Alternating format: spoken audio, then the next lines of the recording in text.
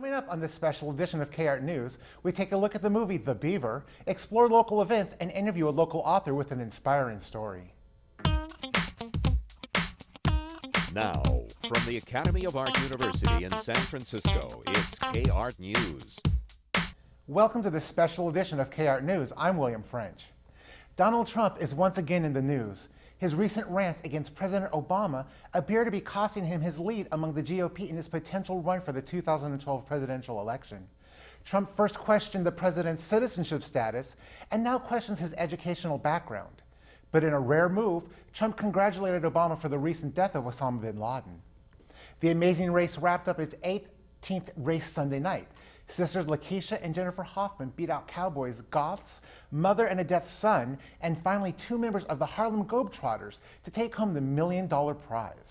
This edition of the race pitted past contestants who had not made it to the finish line in their first races a chance to redeem themselves.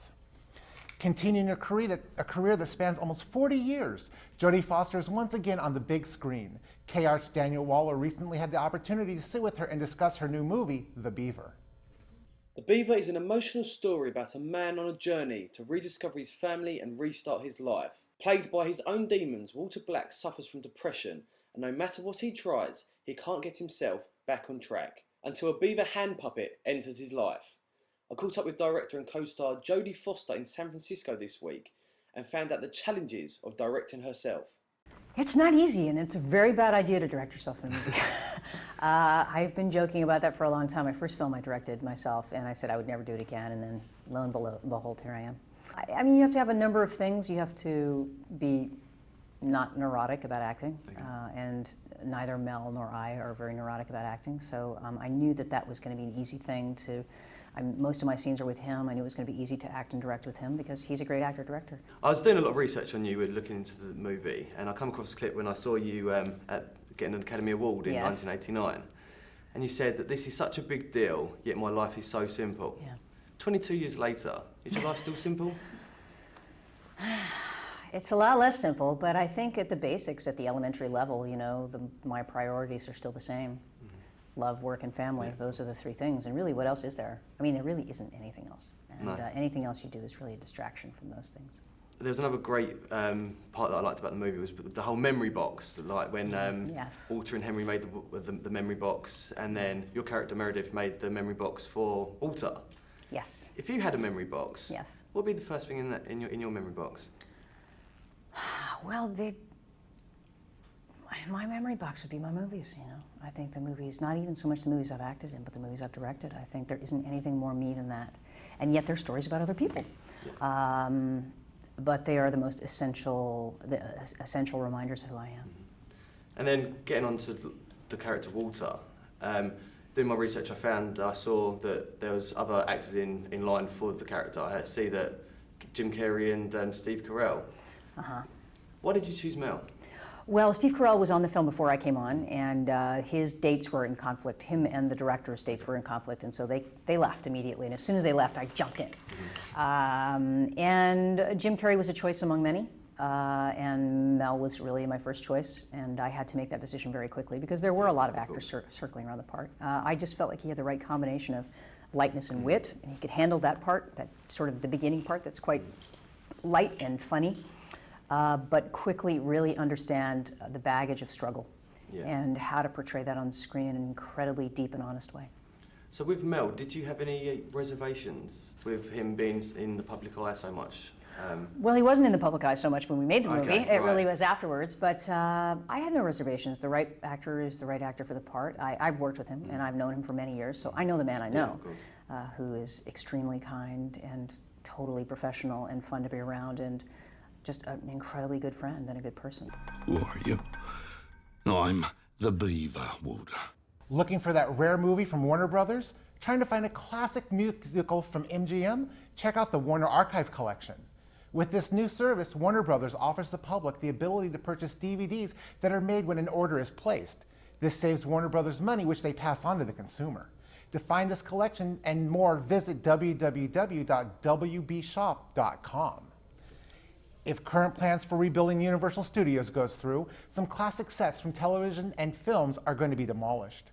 Universal has already allowed producers of the television series Desperate Housewives to demolish sets dating back to 1927. And you might notice that the house famously used in the 1960s TV series The Munsters has been radically altered. The current plans call for selling 140 acres of the backlot for the construction of housing.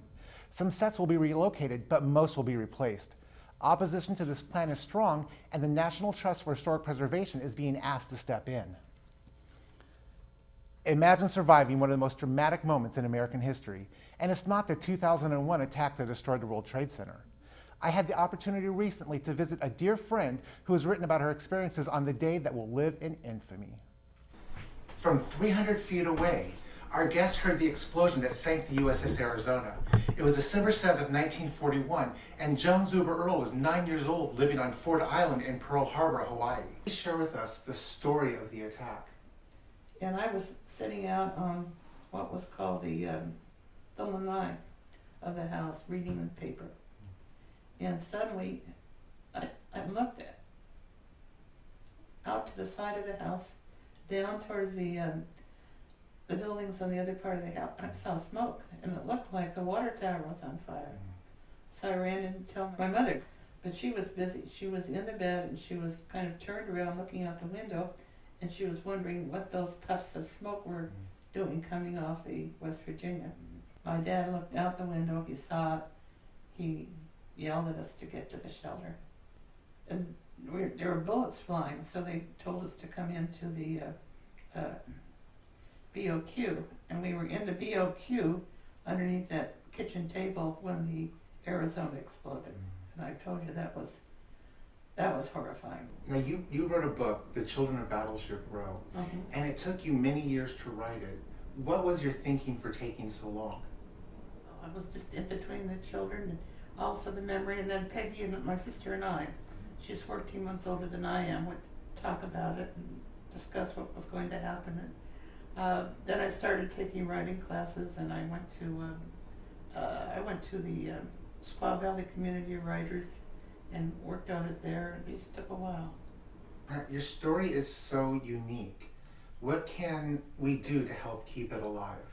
Well, the story of Pearl Harbor, I think, will stay alive. The reason why I wrote the book was that nobody knew about the children, and the story had never been told. And actually, it came as a surprise to somebody that there were even children out there on Fort Island.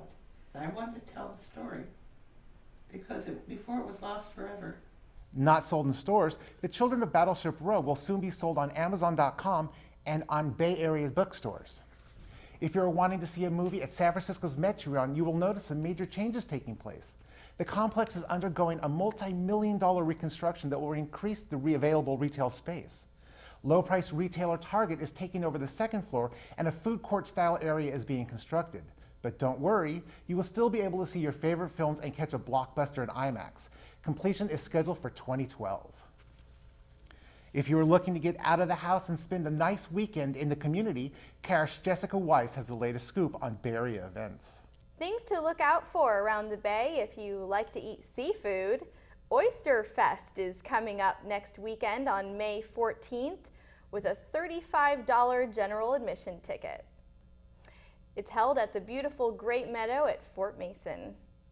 Are you a die-hard Chelsea Lately fan? Well, Sarah Colonna and Brad Wallach from Chelsea Lately are at the Cobb's Comedy Club this weekend for a reasonable price tag under 20 bucks.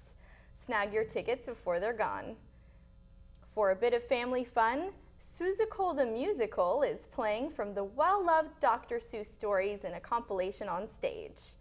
The Cat in the Hat will be an unforgettable experience for the family, playing at the Jewish Community Center in San Francisco tomorrow, May 7th. Now that I'm here, there's no telling what may ensue. With a cat like me, and a thinker just like you. Oh, the things you can think, oh, the things you can think, if you're willing to try. Think invisible ink, or a geek with a sink, or a stare to the sky. If you open your mind, oh, the things you will find, lining up to get loose. Woo! Oh, the things you can think when you think about Seuss!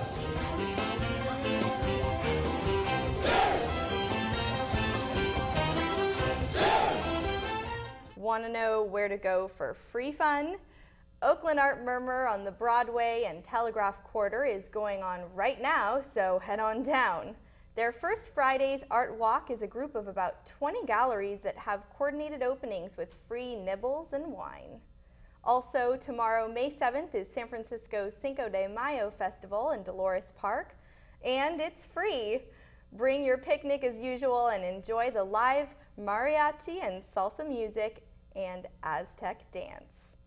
One more thing you may not have remembered: if you have a Bank of America card, it's free museum weekend, so definitely take advantage of that. And if you want to dance but you thought you had to stay in tonight because the clubs are expensive, think again.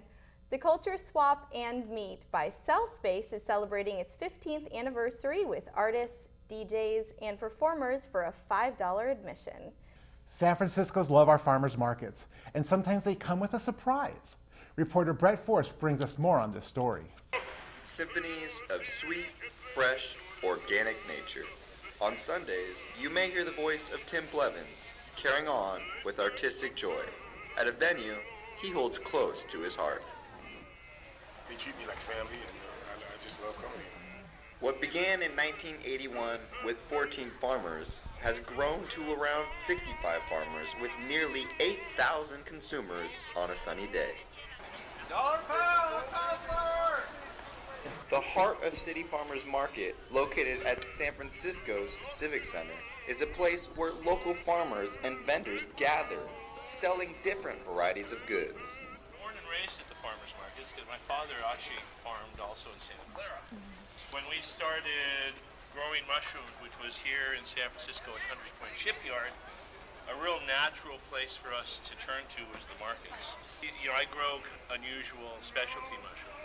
So for us, it's a real important way of introducing new products and having people try what we're doing. With many others like John, providing items including flowers, honey, organic produce, and even fresh kettle corn, one consumer reveals the most intriguing aspect of what these vendors truly provide. It's cheaper and it's fresher and it's just better produce. The bottom line comes to one simple fact. We sell to the supermarkets who charge a higher price. Why not spend Wednesday or Sunday at a place that cherishes the arts, rain or shine? Basically, farming is an art. It's an organic art, you know. Growing vegetables and stuff is part of nature, and people really respect the fact that the voice is also a natural thing. It's pretty organic as well. So grab some cash and treat yourself to a savory afternoon. This was Brett Force with KART News. Our final story is a warning to everyone who loves their MP3 players, cell phones, and other mobile devices. You may be facing future hearing loss. Here's KART's George Burge with more. Remember when your parents told you that your music was too loud? Thanks to millions of iPods and other portable music players, hearing loss is becoming more and more common in young adults and even kids. You see a lot of the teenagers, especially the systems in your car. If you can feel the vibration of the sound, you know that's damaging your hearing. Or if you can hear somebody else's music through their iPod, that is too loud. While any long-term exposure to loud sounds can cause hearing damage, portable music players pose an additional risk. A new study shows that listening to earbuds or headphones at a loud volume in a noisy environment can make it harder for your brain to separate important sounds from background noise. This type of change is not detected by standard hearing tests. Dr. Hidehiko Okamoto of the National Institute for Psychological Sciences in Japan, one of the founders of the study, said, "Listening to music at high volumes burdens the nerves of the brain and auditory system and can cause decline in the ability to discriminate sounds. It would be better to suppress environmental noises by using devices such as noise cancelers instead of turning up the volume." The volume should never exceed halfway on, and it depends on how long you listen to it. You can also get custom earplugs for the iPod itself. That way you can hear it better, and it doesn't have to be as loud because the sound's being directly delivered to the eardrum. You don't have to stop listening to your MP3 player outside in the city or lose your hearing. Just invest in some quality noise-canceling earbuds and keep listening. In San Francisco, I'm George Birch for the Academy of Art University's K-Art News. Well, that wraps up this special edition of K-Art News. For the Academy of Art University, I'm William French.